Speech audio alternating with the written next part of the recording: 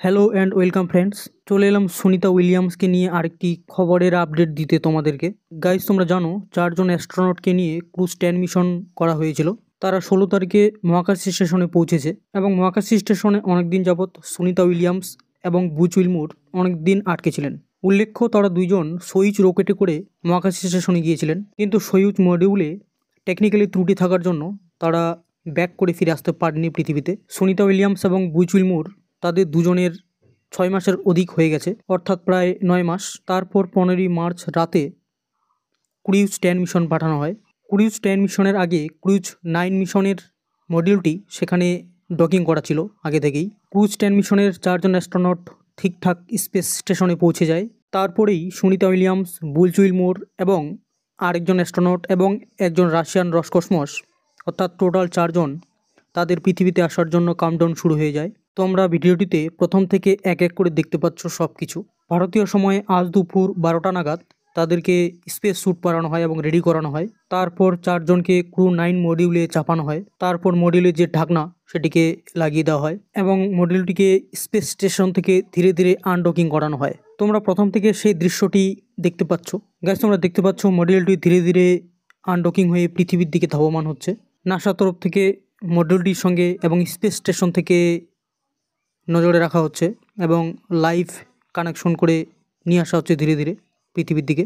নাসার আপডেট অনুযায়ী ভারতীয় সময় দুপুর 2টো নাগাদ মডিউলটি ঠিক মাঝখানে, অর্থাৎ মাঝ রাস্তায় ছিল।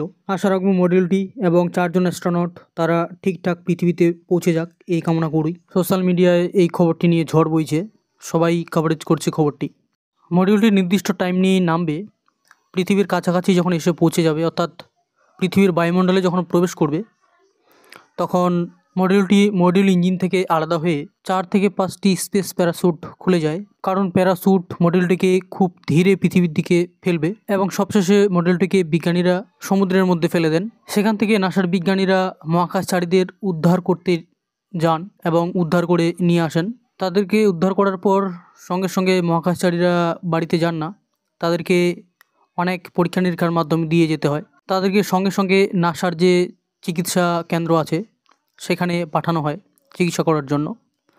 সেখানে মোটামুটি 3 থেকে 4 দিন, অর্থাৎ কারো কারো 1 সপ্তাহ লেগে যায়। কারণ স্পেস থেকে পৃথিবীতে রাখার সঙ্গে সঙ্গে তারা হাঁটতে পারেন না, কারণ তারা এতদিন মহাকর্ষ ছাড়াই তো হাঁটছিলেন, অর্থাৎ সেখানে তারা ভেসে বেড়াতেন। তাই তারা পৃথিবী পৃষ্ঠে পা রাখার সঙ্গে সঙ্গে হাঁটতে পারেন না। হুইল চেয়ারে করে বসিয়ে চিকিৎসা কেন্দ্রে পাঠানো হয়। যদি শারীরিক দিক থেকে সব ঠিকঠাক থাকে তখন তাদেরকে বাড়ি পাঠানো হয়।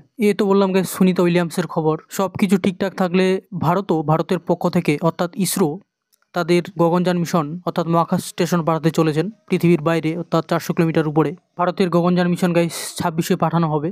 গগনযান 1, গগনযান 2, গগনযান 3, গগনযান 4 এগুলি সব টেস্টের জন্য পাঠানো হবে, অর্থাৎ পরবর্তীতে যাতে মহাকাশ স্টেশন পাঠানোর সময় কোনো প্রবলেম না হয়, তাই টেস্ট চলছে 4 অবধি আপাতত। যদিও গগনযান 1 এখনও শুরু হয়নি, তবে খুব তাড়াতাড়ি অর্থাৎ 26-এ শুরু করবে তারা। তখন তো মজা হবে গাইস, ভারতীয় হিসেবে গর্বে আমাদের বুক ফুলে উঠবে। আপনারা ভারতীয় হলে একবার জয় ভারত লিখে দিন 7ম জয়েতে।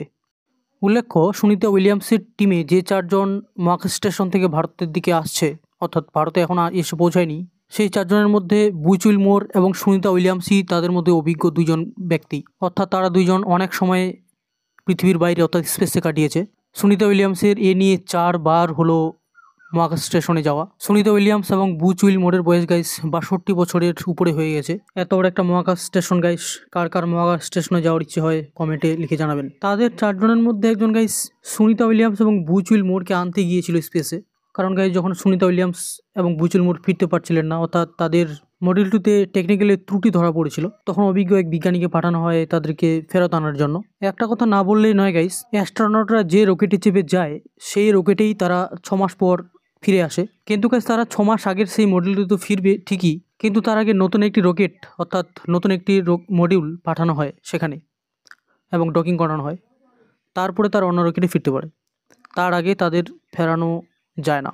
সুনিতা উইলিয়ামসের স্পেস স্টেশন নিয়ে অনেক ভিডিও, অনেক এক্সপিরিয়েন্স ছাড়ানো আছে। কোথায় ঘুমান, কি করে ব্রাশ করেন, সেখানে তারা কি করে ওয়ার্কআউট করেন। স্পেস স্টেশনে গাইস ওয়ার্কআউট না করলে কিন্তু চলে না, সেখানে টাইম মতো এবং সময় ধরে ওয়ার্কআউট করতে হয়।